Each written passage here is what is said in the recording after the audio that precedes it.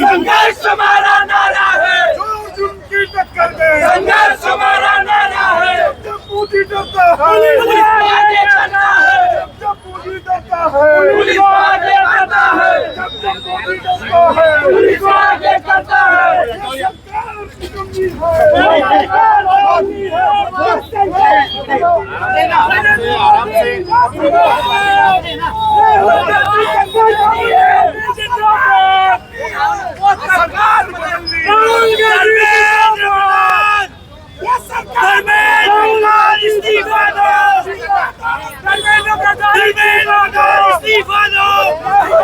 संघर्ष करो,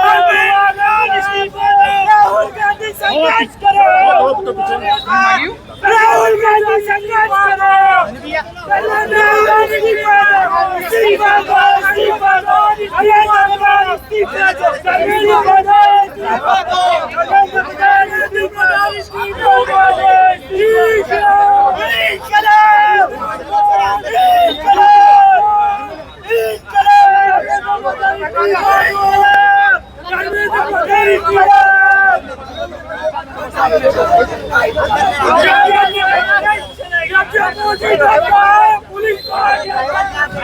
जंतर मंतर मध्ये विद्यार्थ्यांचं आंदोलन दडपण्यासाठी अमानुष पद्धतीने त्यांना मारहाण झाली। पोलिसांनी बळाचा वापर केला, अश्रुधुराचा वापर केला आणि अनेक विद्यार्थी त्यामध्ये जखमी झाले। आणि हे असंवेदनशील सरकार संसदेच्या मध्ये चर्चा करायला तयार नाही, आंदोलनकार्यांसोबत चर्चा करायला तयार नाही। विरोधी पक्षनेते राज्यसभेचे आणि लोकसभेचे ज्यावेळेस संसदेमध्ये चर्चेची मागणी करतात, शिक्षा मंत्रीची राजीनाम्याची मागणी करतात, त्यावेळेस संसदेमध्ये चर्चा केली जात नाही, राजीनामे दिले जात नाही। या उलट विद्यार्थ्यांवरती खोटे गुन्हे दाखल केले जाते। त्याच्या विरोधामध्ये आज लोकनेते राहुलजी गांधी यांनी प्रधानमंत्री आवासच्या समोर धरणं आंदोलन केलं आणि त्यांच्या समर्थनार्थ आम्ही इथं नागपुरातले सर्व काँग्रेस NSUI सर्व फ्रंटलचे कार्यकर्ते त्यांच्या समर्थनामध्ये आंदोलन करतोय।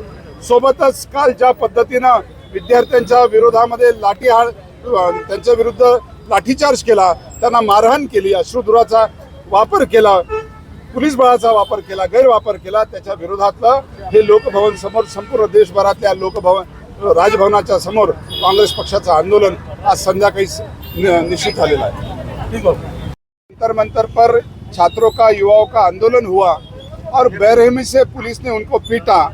उनकी मांग क्या थी? जो पेपर लीक इस देश में हो रहा है, युवाओं के जीवन के साथ खिलवाड़ हो रहा है, कई स्टूडेंट्स ने आत्महत्या की है, उसके लिए सरकार जिम्मेदार है। और जो शिक्षा मंत्री है उनके इस्तीफे की मांग लेकर संसद पर लोकशाही मार्ग से मोर्चा निकलने के लिए गए थे, मगर उनके ऊपर जिस तरीके से अमानुष अत्याचार हुए, लाठीचार्ज हुए, नागपुर का भी एक स्टूडेंट उसको जख्मी हुआ है, उसके खिलाफ आंदोलन आज राहुल जी ने किया है। ये सरकार संसद के भीतर चर्चा नहीं कर रही है, शिक्षा मंत्री का इस्तीफा नहीं ले रही है, ऊपर से छात्रों के ऊपर गुना दाखिल कर रही है। इसके खिलाफ आज राहुल जी ने प्रधानमंत्री आवास के सामने जो प्रोटेस्ट रखा है, उसके समर्थन में यहाँ पर हम लोक भवन में धरना देने के लिए बैठे। भाऊ मराठीमधून काय म्हणणार? पहिली जी मागणी आहे, धर्मेंद्र प्रधान शिक्षण मंत्री यांचा राजीनामा झाला पाहिजे। दुसरी मागणी जी आहे की संसदेमध्ये या विषयावर शिक्षण प्रणालीच्या संदर्भामध्ये चर्चेची जी मागणी केली ती चर्चा झाली पाहिजे। तिसरी मागणी जी आहे की काल जंतर मंतरच्या आंदोलनकार्यांवरती ज्या पद्धतीने गुन्हे दाखल केले ते गुन्हे संपुष्टात आले पाहिजे, ते मागे घेतले पाहिजे। या तीन मागण्यांसाठी आजचं आंदोलन आहे।